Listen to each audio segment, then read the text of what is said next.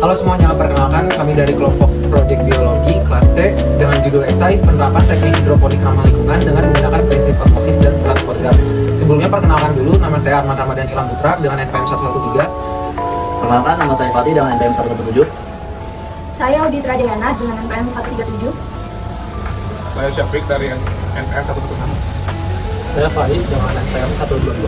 Di sini saya akan menjelaskan latar belakang, solusi, hingga tujuan dari proyek ini dilakukan. Yang pertama, latar belakang. Nah, latar belakang dari proyek ini dibuat adalah dari dua tantangan utama di kawasan perkotaan. Yang pertama, keterbatasan lahan pertanian, dan yang kedua, pencemaran badan air akibat limpasan pupuk dari sistem konvensional. Limpasan pupuk ini menyebabkan eutrofikasi dan menyebabkan air sungai menjadi turun kualitasnya secara signifikan. Sebagai jawaban atas tantangan tersebut, kami merancang sistem hidroponik dengan sirkulasi tertutup dan model vertikal.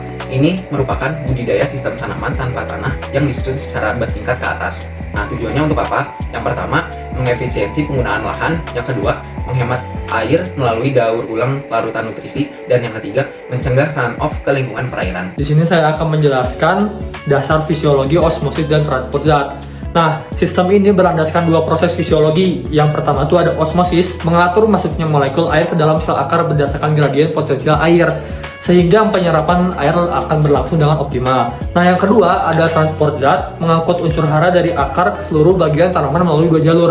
Yang pertama itu ada pasif, dan yang kedua itu ada aktif. Sebenarnya dua-duanya itu sama, yaitu tanpa energi mengikuti gradien, tetapi yang aktif itu memerlukan energi ATP untuk menyerap ion seperti nitrat dan fosfat.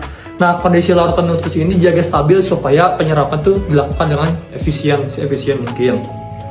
Nah, selanjutnya ada komponen sistem. Sistem ini terdiri dari beberapa komponen utama yang saling terintegrasi. Nah, yang pertama itu ada reservoir, ada pompa, ada pipa saluran, dan ada sensor IoT. Nah, reservoir ini fungsinya untuk menampung larutan nutrisi. Pompa berfungsi untuk mengalirkan larutan ke sistem sel. Yang selanjutnya pipa saluran berfungsi untuk media tanaman-tanaman, dan yang terakhir sensor IoT berfungsi untuk memantau parameter pH suhu secara real time. Di sini saya akan menjelaskan sistem sirkulasi tertutup atau yang disebut dengan closed loop, yang dimana seluruh komponen dirancang dalam sistem sirkulasi tertutup, di mana larutan nutrisi yang tidak diserap tanaman dikembalikan ke reservoir untuk digunakan kembali. Keunggulan dari sistem ini ialah tidak ada limbah yang terbuang ke lingkungan, kemudian pengelolaan dapat dipantau secara real time melalui smartphone. Yang ketiga, meminimalkan resiko pencemaran akibat limbah pupuk. Nah, untuk strategi implementasi sendiri dapat dimulai melalui pilot project yang dikelola oleh Kema FTIP di lingkungan fakultas sebagai tahap awal uji coba. Mahasiswa FTIP dilibatkan secara langsung sebagai operator, teknisi sekaligus edukator sistem agar memperoleh pengalaman praktik di bidang pertanian yang lebih modern. Program ini selanjutnya diintegrasikan ke dalam kegiatan PKM yang relevan dengan hidroponik dan teknologi pertanian juga. Kema FTIP juga dapat berperan aktif dengan mengadakan workshop hidroponik secara rutin untuk mahasiswa baru dan anggota UKM di lingkungan fakultas. Nah, sistem hidroponik ini bermanfaat secara sosial karena dapat diterapkan masyarakat perkotaan tanpa lahan luas, sehingga edukasi urban farming meningkat.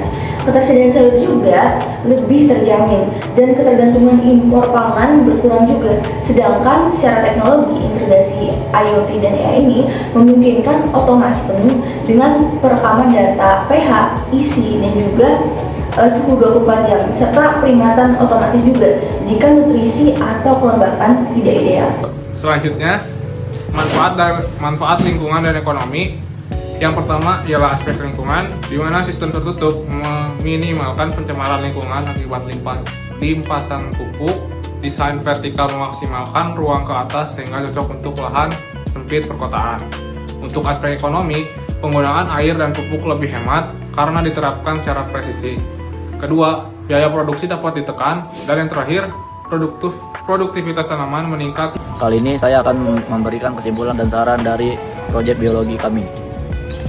Kesimpulannya adalah hidroponik sirkulasi tertutup vertikal memiliki 3 tujuan utama, yaitu menjamin ketersediaan pangan pada lahan terbatas, menjaga kualitas air agar tetap bersih tanpa runoff nutrisi, 3. Meningkatkan efisiensi penggunaan sumber daya pertanian.